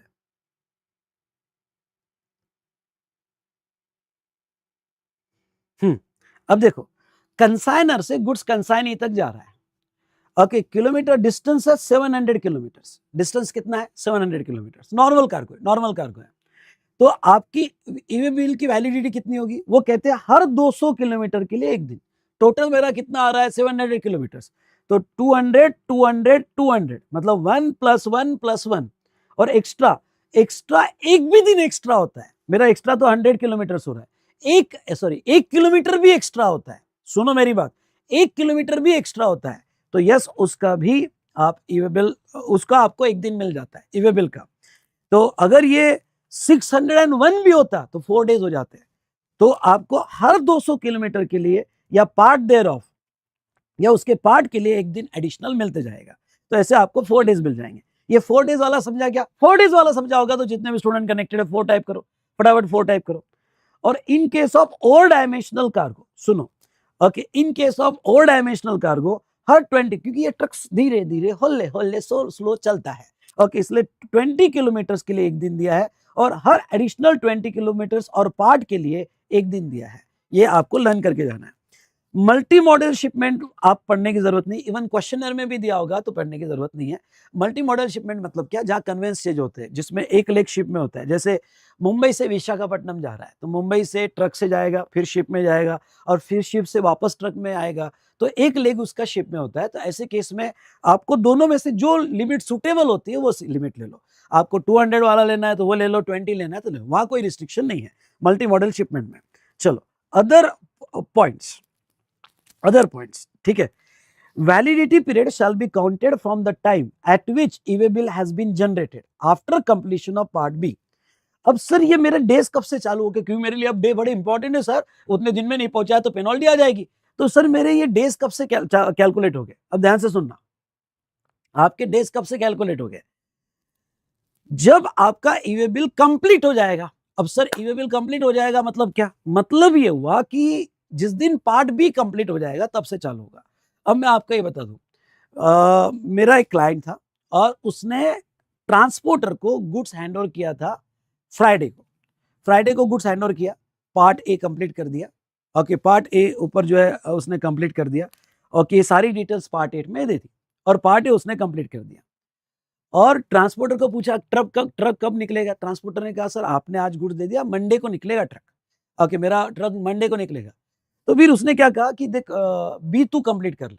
तो बी ट्रांसपोर्टर को असाइन कर लिया, पर बी मंडे को कंप्लीट करना, क्योंकि बी जब ट्रक निकलेगा तब कंप्लीट करना। ट्रांसपोर्टर करना, आप चिंता मत करो सर, ओके, ए आप ए भर दो और मुझे असाइन कर दो, मैं कर दूंगा। ट्रांसपोर्टर ने मंडे को बी कंप्लीट किया जब ट्रक निकलने वाला था। ओके, तो मंडे को बी कंप्लीट किया। तो मुझे बताओ, आपका जो वैलिडिटी पीरियड है ये फ्राइडे से कैलकुलेट होगा या मंडे से? फ्राइडे से कैलकुलेट होगा या मंडे से?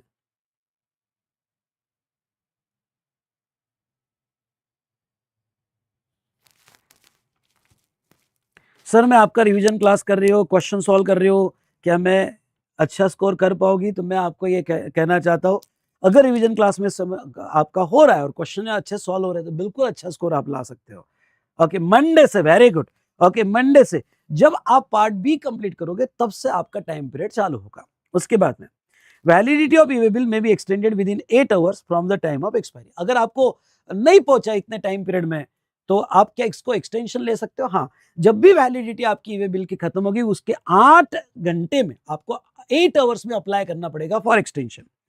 First day shall be expired midnight of the succeeding day. अब ये वाला पॉइंट समझ लो, ये बहुत इंपॉर्टेंट पॉइंट है फॉर कैलकुलेशन, अगर क्वेश्चन आए तो।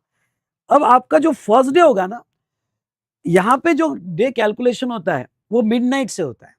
समझ लो आपने 14 अप्रैल, ये वाला पॉइंट समझना, 14 अप्रैल 10 AM को आपने ई-वे बिल बनाया, आपका ट्रक रेडी हो गया माल लेके और इसका आपने ई-वे बिल बनाया कब? 14 अप्रैल को। तो आपका वन डे कैसे काउंट होगा? 10 AM से 10 AM ऐसा नहीं होगा क्या? नहीं, ये इसका लॉजिक रहता है मिडनाइट। तो अब ऐसे केस में आपका पहला दिन जो सब्सिक्वेंट डे का मिडनाइट है, यानी नेक्स्ट डे का मिडनाइट है। नेक्स्ट डे का मतलब 14 तारीख पूरी हो गई, 15 तारीख पूरी और उसका मिडनाइट 12 AM तक फर्स्ट डे माना जाएगा। मतलब फर्स्ट डे यहां पे could be more than okay, could be more than,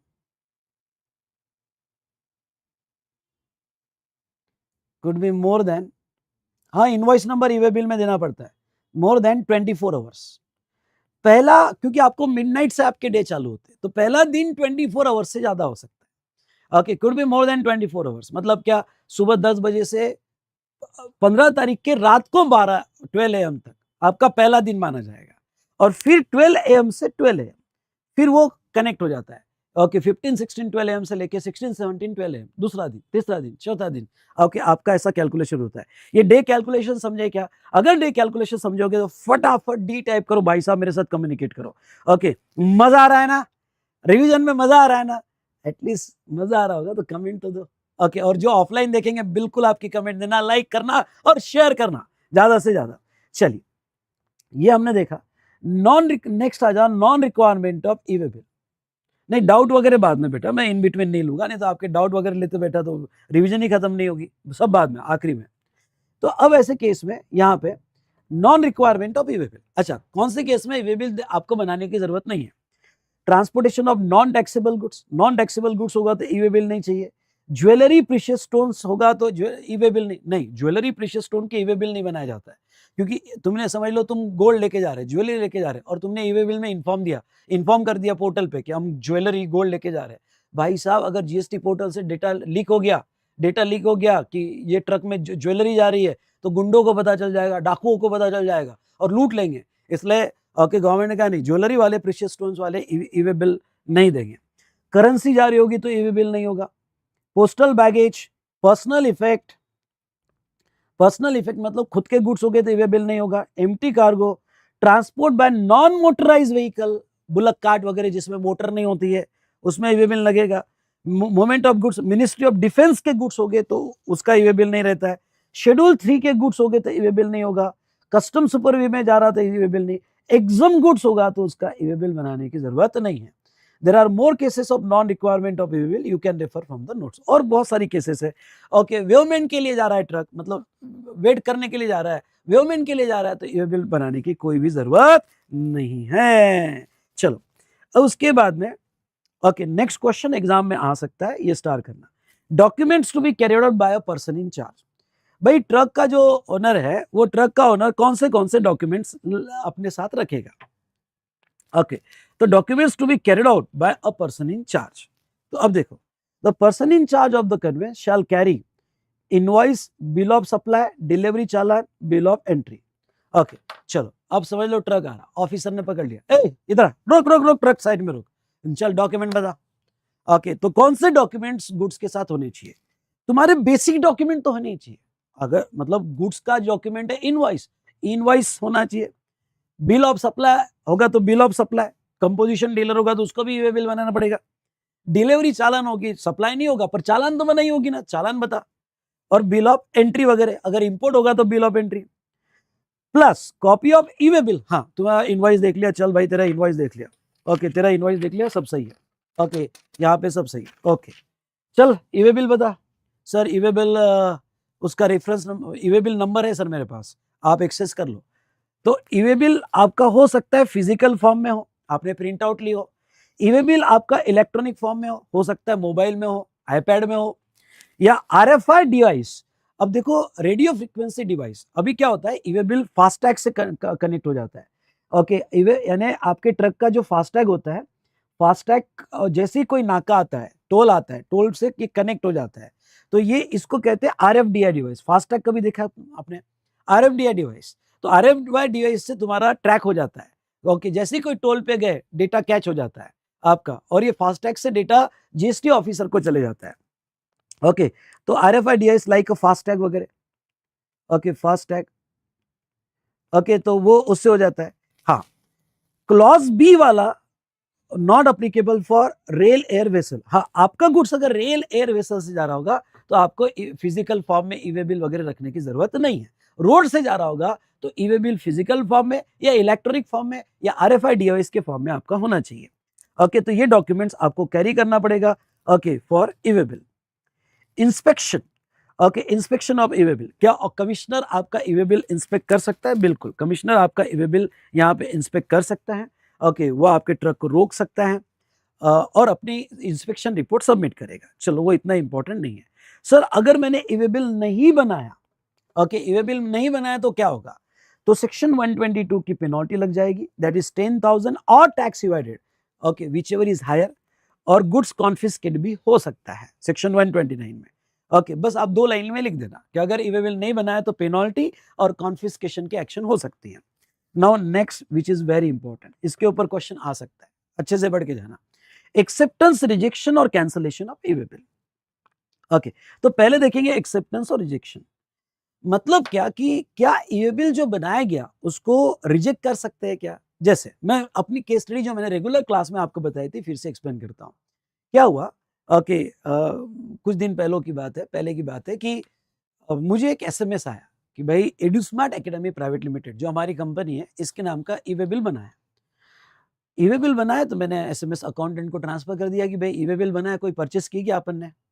accountant ने कहा नहीं, कोई गुड्स का तो परचेस हुआ ही नहीं। हम डर गए क्योंकि ई-वे बिल बनाना है। तो अब मेरे रिकॉर्ड्स गवर्नमेंट के पास चले गए। अब ये मैंने परचेस किया होगा, मेरे स्टॉक में होना चाहिए, कि मेरे इनवर्ड में होना चाहिए, सब कुछ होना चाहिए, जबकि हमने परचेस ही नहीं किया। कल जाके ऑफिसर, जीएसटी ऑफिसर एक्शन ले लेगा कि तुमने परचेस नहीं किया, फ्रॉड कर लिया। ओके, फ्रॉड किया है, स्टॉक में दिखेगा नहीं, तो फ्रॉड का केस बना देगा। मैंने अकाउंटेंट को बोला, ढूंढ ये कौन सा हमने परचेस किया।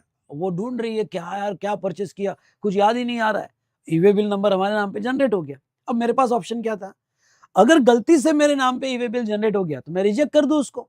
ओके, मैं रिजेक्ट कर दूं, हाँ, रिजेक्शन का ऑप्शन है, मैं पोर्टल पे जाऊंगा और मैं रिजेक्ट कर दूंगा कि मेरा ई-वे बिल नहीं है। लेकिन मैंने कहा इमीडिएट रिजेक्ट मत कर, पहले देख। फिर ध्यान में आया कि अरे हमने पेन ड्राइव खरीदे थे और कुछ 5 लाख के पेन ड्राइव थे, वो हमने खरीदे थे, तो फिर हमने रिजेक्ट नहीं किया। पर आप रिजेक्ट कर सकते हो। देखो, एक्सेप्टेंस और rejection by recipient if registered person और सप्लायर, दोनों में से कोई भी एक्सेप्ट रिजेक्ट कर सकता है। तो 72 आवर्स में यहाँ पे आपको डिसीजन लेना पड़ेगा, या before delivery of the goods which is earlier और डीम्ड टू बी एक्सेप्टेड। अगर 72 आवर्स में आपने रिजेक्शन नहीं किया या डिलीवरी आने के पहले रिजेक्शन नहीं किया तो वो डीम्ड टू बी एक्सेप्टेड माना जाएगा। Okay, cancellation of e-way bill, star करो, इस पे भी क्वेश्चन आ सकता है, क्या ई-वे बिल कैंसिल हो सकता है? हाँ, हो सकता है। समझ लो मैंने, ओके, यहाँ पे कैंसिल क्यों करूंगा? मेरा गुड्स ट्रांसपोर्टेशन कैंसिल हो गया, मैंने ई-वे बिल बना लिया, ट्रक भी रेडी हो गया, लेकिन फिर बायर का कॉल आया, नहीं अभी मत भेज, कैंसिल कर दे अभी ऑर्डर। अब ऑर्डर, ई-वे बिल बनाने के बाद ऑर्डर कैंसिल हो गई, तो फिर मैं ई-वे बिल भी कैंसिल कर सकता हूँ, कोई प्रॉब्लम नहीं। या goods not transported as per details, अब गलती से, अब देखो क्या, मैंने ई-वे बिल बनाया, भाई मुझे यहाँ पे वॉशिंग मशीन भेजनी है, और गलती से मेरे बंदे ने उसमें रेफ्रिजरेटर लोड कर दिए और ट्रक निकल भी गया। बाद में ख्याल आया कि अरे भाई साहब, ई-वे बिल तो मैंने वॉशिंग मशीन का बनाया था और इसने तो रेफ्रिजरेटर लोड कर दी। नहीं नहीं, रोक, अगर पकड़ा गया तो ई-वे बिल का मैच नहीं होगा डेटा, तो वो केस में मैं ई-वे बिल कैंसिल कर सकता हूं विद इन 24 आवर्स। पर एक बात कह दूं, can not B cancel if verified in transit. अगर ट्रांजिट में वो वेरीफाई हो गया तो फिर मैं कैंसिल नहीं कर सकता। ओके, अगर वो, हाँ, ट्रांजिट में वेरीफाई हो गया तो फिर मैं कैंसिल नहीं कर सकता।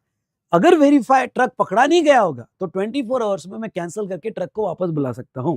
ओके, तो ये मैंने देखा कैंसलेशन वगैरह।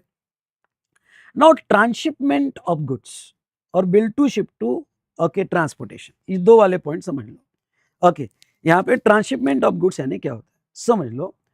ये जो है कंसाइनर, ये महाराष्ट्र पुणे से, ओके, महाराष्ट्र पुणे से गुड्स भेजना चाहता है यहाँ पे कंसाइनी को। चलो एक काम करते हैं, ये ट्रांसशिपमेंट का एक एग्जांपल, अगर आपके पास क्वेश्चनर होगा तो क्वेश्चनर ओपन करो, मैं वो क्वेश्चनर से आपको समझाऊंगा ये एग्जांपल ट्रांसशिपमेंट का। नया क्वेश्चनर होगा तो 13 नहीं, ओके, कौन से चैप्टर नंबर 13 में जाओ, अकाउंट्स एंड रिकॉर्ड्स। पहले कुछ क्वेश्चन अकाउंट्स एंड रिकॉर्ड्स के, बाद में ई-वे बिल चालू होता है। तो वो ई-वे बिल में ये मिस्टर शाह वाला एग्जांपल ढूंढो। अगर आप क्वेश्चन में होना ही चाहिए, आपके नहीं होगा तो स्क्रीन पे ध्यान दो। ओके, स्क्रीन से समझ लो। क्वेश्चन नंबर 13 मिस्टर शाह वाला दिखेगा, आपके पास पुराना क्वेश्चनर होगा तो। Mister Shah, a consignor is required to move goods from Ahmedabad Gujarat. Okay, Ahmedabad से गुड्स वो मूव करना चाहता है टू नडियाड गुजरात। ओके, गुजरात में मूव करना चाहता है, नडियाड में। He appoints Mehta transporter for the transportation of goods. Transporter को अपॉइंट किया और वो है Mehta transporter. Mehta transporter move the goods from Ahmedabad Gujarat to Kheda Gujarat. भाई नडियाड पहुंचाना था, ओके, पर ये मेहता ने क्या किया, अहमदाबाद से खेड़ा तक ही गुड्स लेके गया, खेड़ा तक ही गुड्स लेके गया। For completing the movement of goods from Kheda to Nadiad, अब आगे खेड़ा से नडियाड लेके जाना है, इसको कहते हैं ट्रांसशिपमेंट, मतलब आगे लेके जाना है। Mehta transporter now hand over the goods to Parikh transporter. भाई ये मेहता का जो ट्रक था वो सिर्फ यहाँ पे खेड़ा तक जाने वाला था, पर गुड्स तो हमको पहुंचाना है नडियाड। तो उसने दूसरे ट्रांसपोर्टर को बोला, देख खेड़ा से नडियाड तू लेके जा।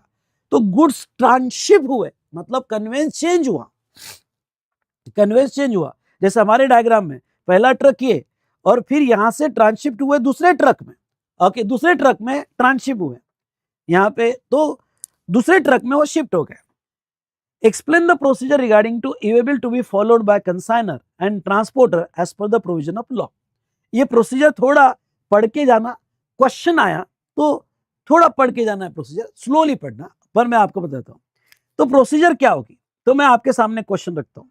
देखो, जब मैंने मेहता ट्रांसपोर्टर को दिया तो मैंने ई-वे बिल बनाया होगा, ई-वे बिल में पार्ट ए कंप्लीट किया होगा, और पार्ट बी में जो मेहता ट्रांसपोर्टर का व्हीकल नंबर है उसका नंबर दिया होगा।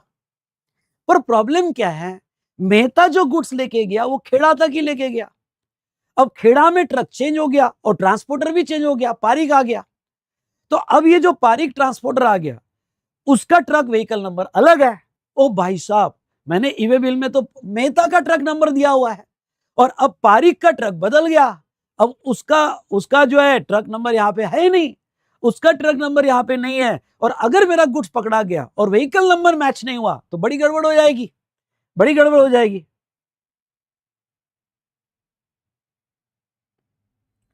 ओके,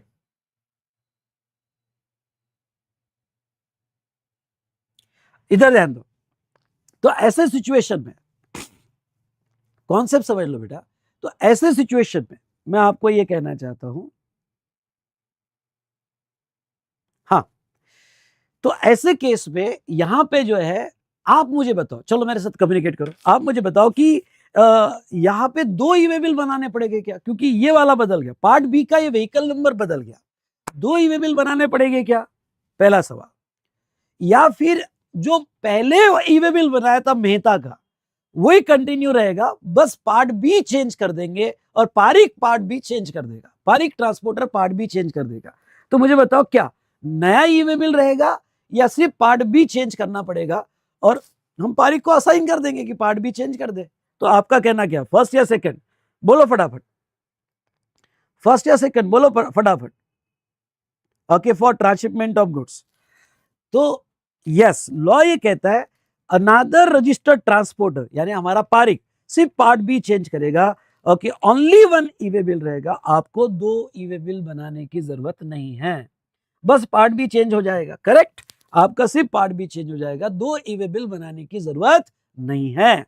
चलो, उसके बाद में bill to ship to transportation. अब देखो, बिल टू मतलब कभी कभी क्या होता है, बिल टू किसी को, शिप टू अलग, तो वहां पे भी आपको एक ही बिल बनाना पड़ेगा, एक ही ई-वे बिल बनाना पड़ेगा, सिर्फ उसमें बताना पड़ेगा बिल टू किसको है और शिप टू किसको है। ओके, ये हमने देख लिया। Multiple consignment keep in priority B, पढ़ना है तो पढ़ लेना। Last discussion of e-way bill आ जाओ। Restriction of furnishing information in part A of EWB 01।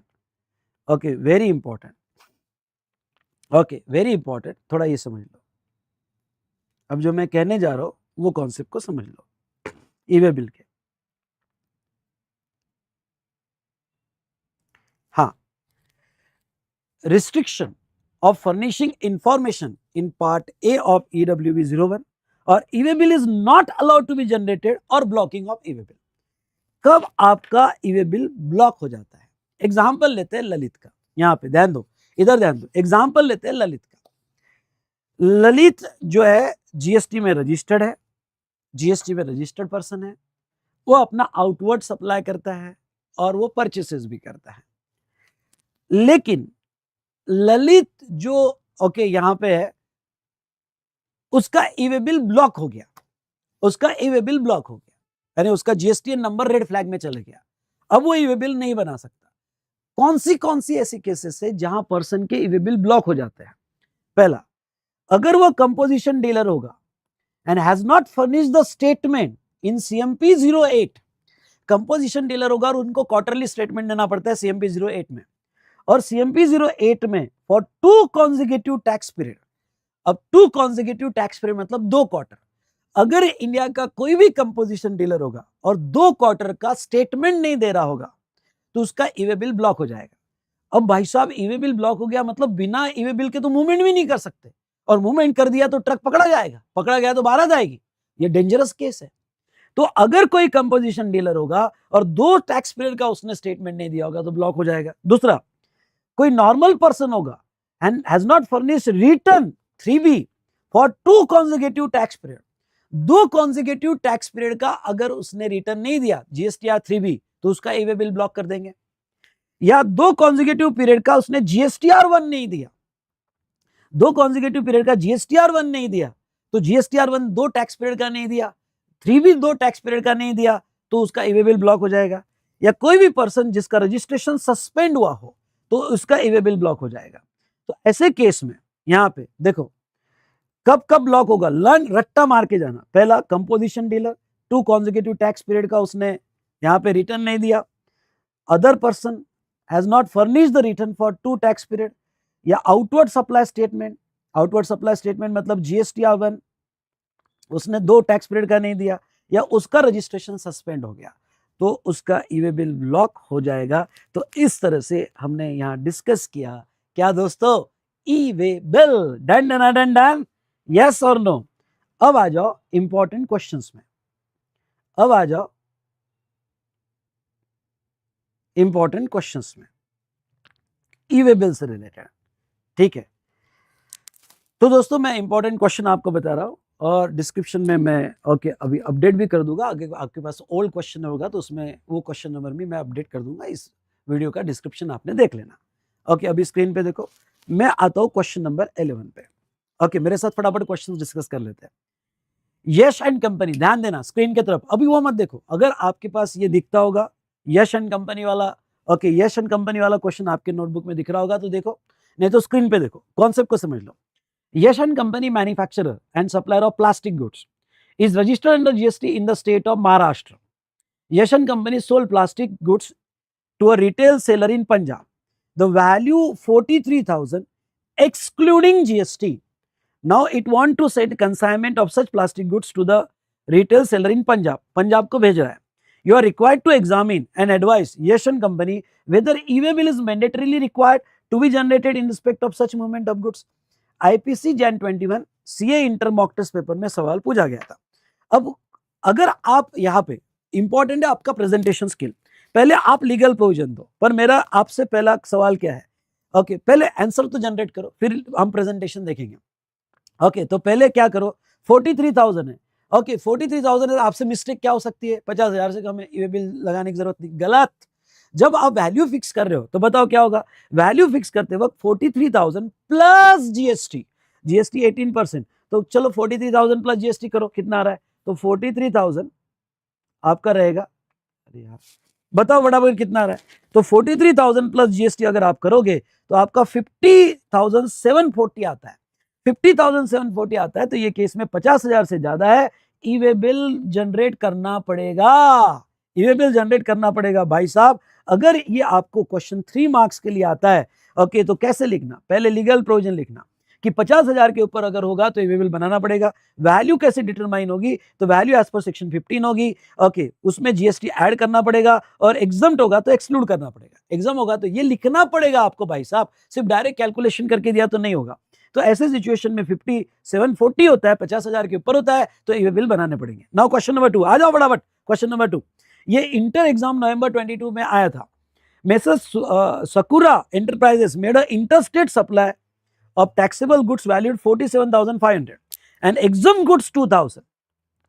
Rate of IGST taxable 6%. अब रेट यहाँ पे 6% कहाँ से लाया पता नहीं, अब जो दिया है वो ले लेना। Okay, determine with brief reason whether e-way bill generation is mandatory for above supply made by Messrs. Sakura Enterprises. भाई साहब एग्जाम गुड्स का तो मैं नहीं लूंगा, क्यों? क्योंकि लीगल प्रोविजन वही, एग्जाम गुड्स एक्सक्लूड होता है, तो मैं नहीं लूंगा, तो मैं लूंगा 47,500। ये 47,500 ये देखना कि ये इंक्लूडिंग जीएसटी लिखा है क्या, नहीं, ऐसा कुछ नहीं लिखा है कि इंक्लूडिंग जीएसटी, इसलिए कभी कभी ऐसा भी होता है दिस अमाउंट इंक्लूडिंग जीएसटी। अब अगर ऑलरेडी इंक्लूडिंग जीएसटी होगा तो फिर से मत ऐड करना, तो 47,500 प्लस 6%, तो 47,500 प्लस 6% अगर मैं कर दूं तो 5350 आ रहा है। अगर 5350 आ रहा है तो मुझे ई वे बिल बनाने पड़ेंगे।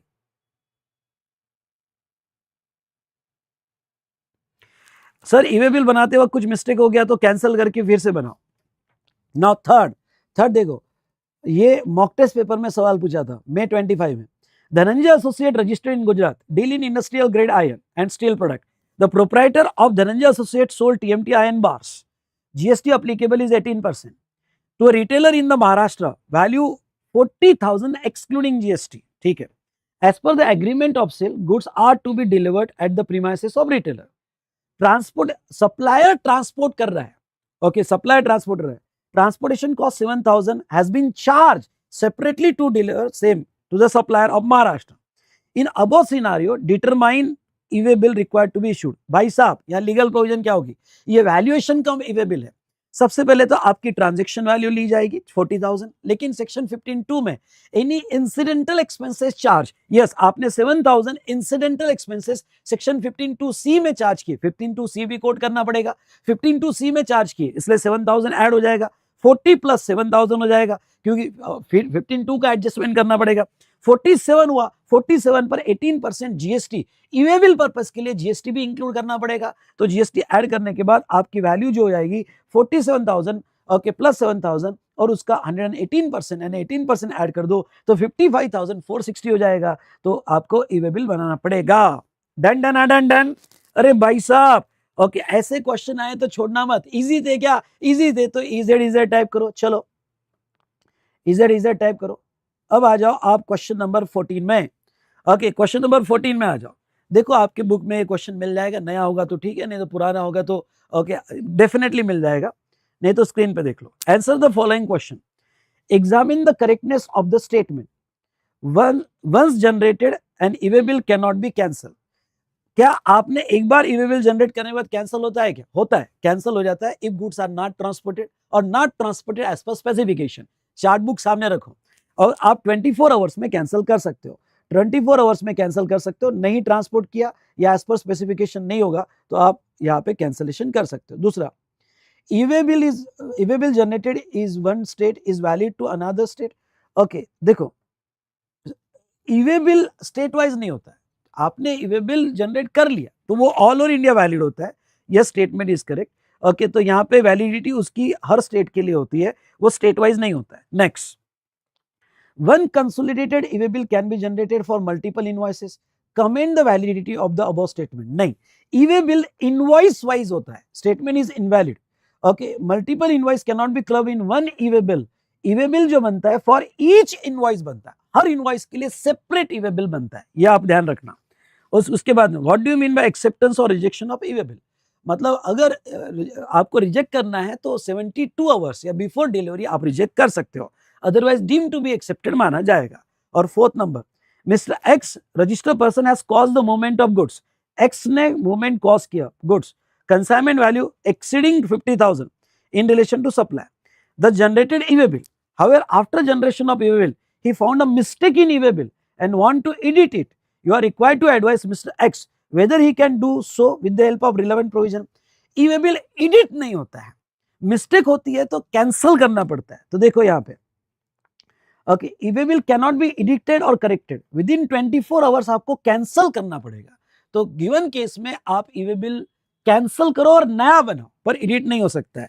समझा क्या? इजी था क्या? मजा आया क्या? मजा आया होगा तो एमजेड टाइप करो, चलो फटाफट, मजा आया होगा तो एमजेड टाइप करो।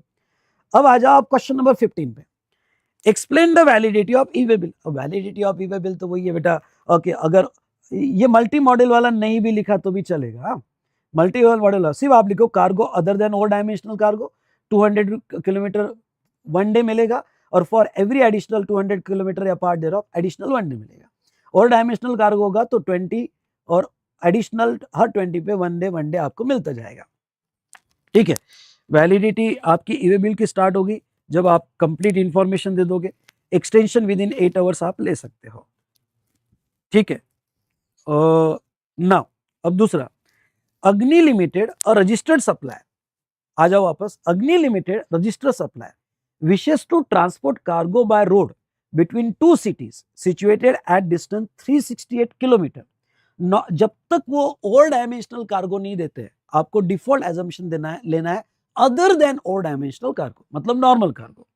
368 किलोमीटर है। Calculate the validity period of e way bill for transport of said cargo if it is over dimensional cargo और अदरवाइज। उन्होंने खुद कह, दोनों इसमें निकालना है।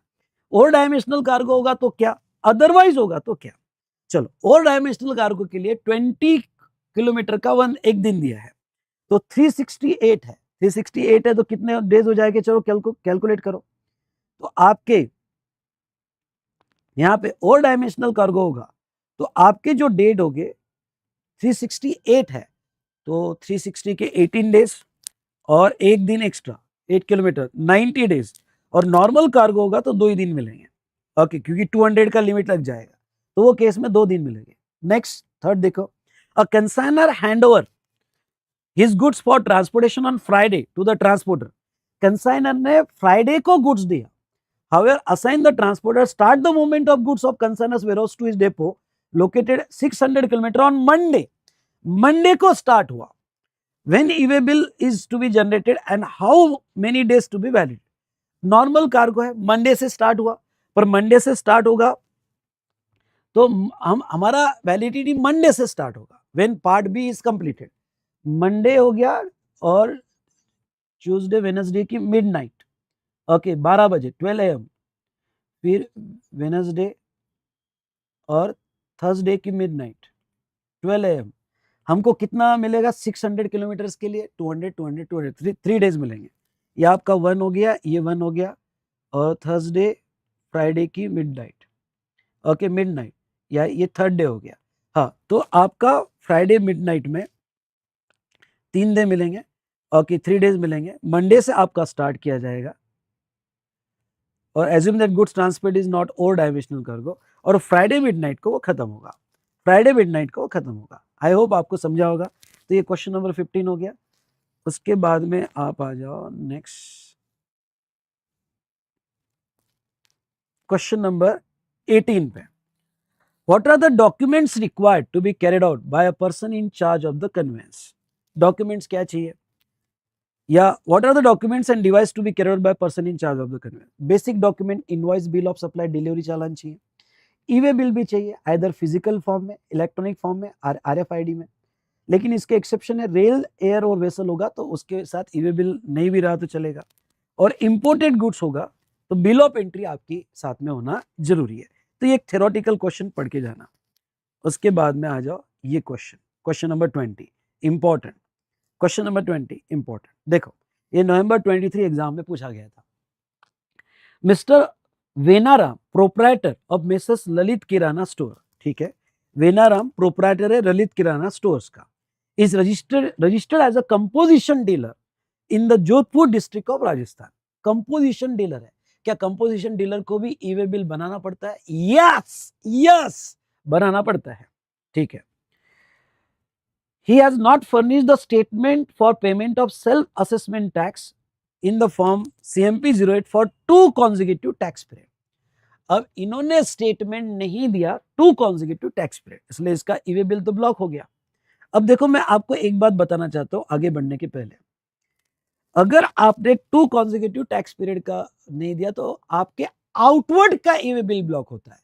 मतलब आप आउटवर्ड के लिए ई-वे बिल नहीं बना सकते हो। लेकिन आपने कोई परचेस की होगी और कोई सप्लायर आपके नाम का ई-वे बिल बनाना चाहता है, तो सप्लायर आपके नाम का ई-वे बिल बना सकता है। सुनो, सप्लायर आपके नाम का ई-वे बिल बनाना सकता है, इनवर्ड नहीं ब्लॉक होता है।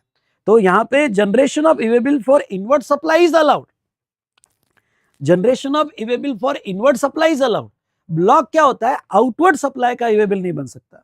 तो अब देखो, ये क्वेश्चन इसलिए इंपॉर्टेंट है कि यहां उसने 2 consecutive क्वार्टर का ई-वे बिल, या सॉरी स्टेटमेंट नहीं दिया, इसलिए उसका ब्लॉक हो जाएगा e-way bill. he placed the order of purchase order in inward of taxable goods worth rupees 5,50,000 with Bob and Sons, a partnership firm. तो उसने परचेस किया 5,50,000 का और उसका Bob and sons registered dealer था in the Bikaner district of Rajasthan. Messrs Bob and Sons have regularly filing GST return. Bob and Sons ने कोई गड़बड़ नहीं की है. Return. Messrs Bob and Sons want to generate e-way bill with respect to intrastate supply made to Lalit Kirana stores. अब देखो Bob and sons Lalit के नाम का ई-वे बिल बनाना चाहता है. पहले बात तो डिफॉल्ट किसने किया? ललित ने. अगर डिफॉल्ट ललित किराना स्टोर्स ने किया तो ललित किराना स्टोर्स का आउटवर्ड ई-वे बिल ब्लॉक होगा, इनवर्ड नहीं. तो ऐसे केस में बॉब एंड सन्स क्या ललित किराना स्टोर्स का ई-वे बिल बना सकता है? हाँ, बना सकता है. Whether Mrs. Bob and Sons is allowed to generate e-way bill as per the provision of CGST Act? Yes, with proper reasoning. ये लिख कर देखना भाई साहब, ये लिख कर देखना कि yes okay Bob and Sons okay वो ई-वे बिल बना सकता है क्योंकि वो ललित का इनवर्ड है. हाँ, यहां अगर बॉब एंड सन्स डिफॉल्ट करता तो फिर उसका आउटवर्ड बॉब एंड सन्स का ई-वे बिल नहीं बनता. तो जो ई-वे बिल का ब्लॉकिंग होता है वो आउटवर्ड पे होता है, इनवर्ड पे नहीं होता है. ये लास्ट वाला पॉइंट समझा होगा तो 1 टाइप करो. और इस तरह से इंपॉर्टेंट क्वेश्चन के साथ हमने ई-वे बिल कंप्लीट किया. तो थैंक यू सो मच दोस्तों. आई होप आपको मजा आया होगा. ऐसी हमारी रिवीजन आते रहेगी, डिस्कस होते रहेगा और चीजें चलते रहेगी. ओके सो दोस्तों चलो, यहाँ पे हमने देखा, मजा आया होगा. ज्यादा से ज्यादा शेयर करना और जो ऑफलाइन मोड में देखेंगे बाद में रिकॉर्डेड में तो कमेंट जरूर दीजिएगा. इस बार 40 पार चाहिए, मेरी बेस्ट विशेष चाहिए तो अपने फीडबैक जरूर दीजिएगा. ओके, और मेरी बेस्ट विशेष आपको 100% मिलेगी. ओके चलो यहाँ रुकते हैं, मिलते हैं नेक्स्ट सेशन में. Stay tune with my Telegram channel. मैं नेक्स्ट सेशन कब होगा आपको बताते रहूंगा. ठीक है, चलिए.